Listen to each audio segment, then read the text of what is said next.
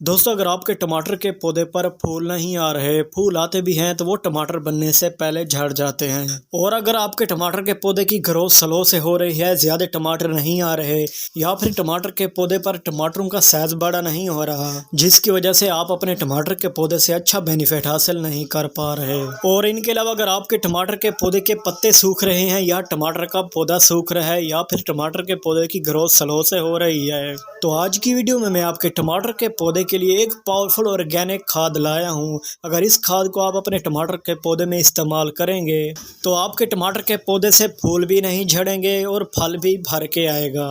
और इस खाद से आपके टमाटर का पौधा सूखने से भी बचा रहेगा और टमाटर के पौधे की ग्रोथ भी तेजी से बढ़ेगी, जिसके बाद आप अपने टमाटर के पौधे से ढेर सारे टमाटर हासिल कर सकेंगे।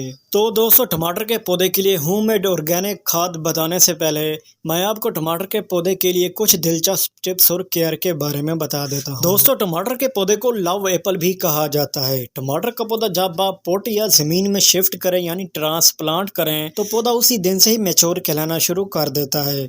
टमाटोस का पौधा जमीन में 2-2 फुट के फासले पर लगाया जाता है ताकि बेहतरीन नतीजे हमें मिल सके। और टमाटर के पौधे के लिए गमलों का साइज 18 से 24 इंच होना चाहिए, क्योंकि इन साइज के गमलों में टमाटर का पौधा लगाने से हमें अच्छा रिजल्ट मिलता है।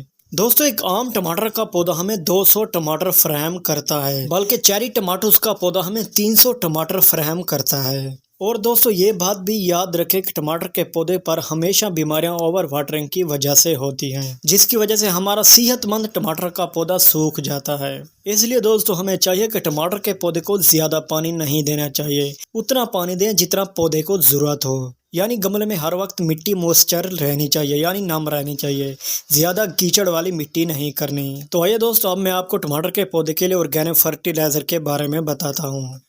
टमाटर के पौधे के लिए आज की बेहतरीन पावरफुल ऑर्गेनिक खाद बनाने के लिए आपको 2 चीज़ों की ज़रूरत पड़ेगी। सबसे पहले दोस्तों, आपने 1 गिलास पानी का लेना है। ये मैं एक पौधे के लिए बना रहा हूँ, आप यही हिसाब लगाकर अपने ज़्यादा पौधों के लिए भी बना सकते हैं।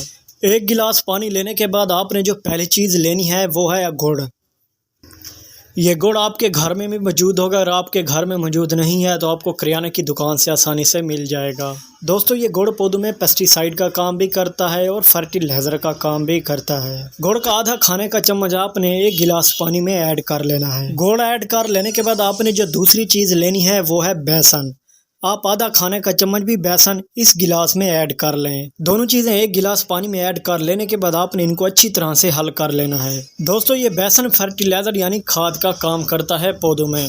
इस बेसन को पौधों में इस्तेमाल करने का बहुत ही अच्छा रिजल्ट मिलता है, क्योंकि इस बेसन में फास्फोरस भी है, कैल्शियम भी है, आयरन भी है, जिंक भी मौजूद है, जो कि पौधों की ग्रोथ को बढ़ाने में मदद करते हैं और उन पर लगा हुआ फल का साइज भी मोटा होता है। इस बेसन और गुड़ के फर्टिलाइजर और पेस्टिसाइड को आप जैसे ही टमाटर के पौधे में इस्तेमाल करेंगे तो आपके टमाटर के पौधे की जड़ों को खुराक मिलना शुरू हो जाएगी, जिसके बाद आपका टमाटर का पौधा भी ऊपर से अच्छी ग्रोथ करेगा। और इस पावरफुल पेस्टिसाइड और फर्टिलाइजर से आपका टमाटर का पौधा कीड़ों से भी बचा रहेगा और फंगस से भी बचा रहेगा। और इसके अलावा इस फर्टिलाइजर यानी इस खाद से आपके टमाटर के पौधे पर लगे हुए टमाटर का साइज भी बढ़ेगा और टमाटर पर लगे हुए फूल भी नहीं झड़ेंगे। दोस्तों, इस पावरफुल ऑर्गेनिक नेचुरल खाद पेस्टिसाइड को आप दूसरे पौधों में भी इस्तेमाल कर सकते हैं, चाहे आपके पास फूल वाले पौधे हैं, फल वाले पौधे हैं, सब्जी वाले पौधे हैं, या फिर खूबसूरत पत्तों वाले पौधे। सभी पौधों के लिए ये एक बेहतरीन पावरफुल नेचुरल खाद है। दोस्तों, आप भी अपने टमाटर के पौधे में इस तरीके से गुड़ और बेसन इस्तेमाल करें, इससे आपको अपने टमाटर के पौधे से अच्छा रिजल्ट मिलेगा। उम्मीद करता हूँ दोस्तों, आज की मेरी ये छोटी सी वीडियो आपको पसंद आई होगी। अगर आपने अभी तक मेरे चैनल को सब्सक्राइब नहीं किया तो सब्सक्राइब भी कर लें, ताकि ऐसी वीडियो आपको भी मिलती रहे।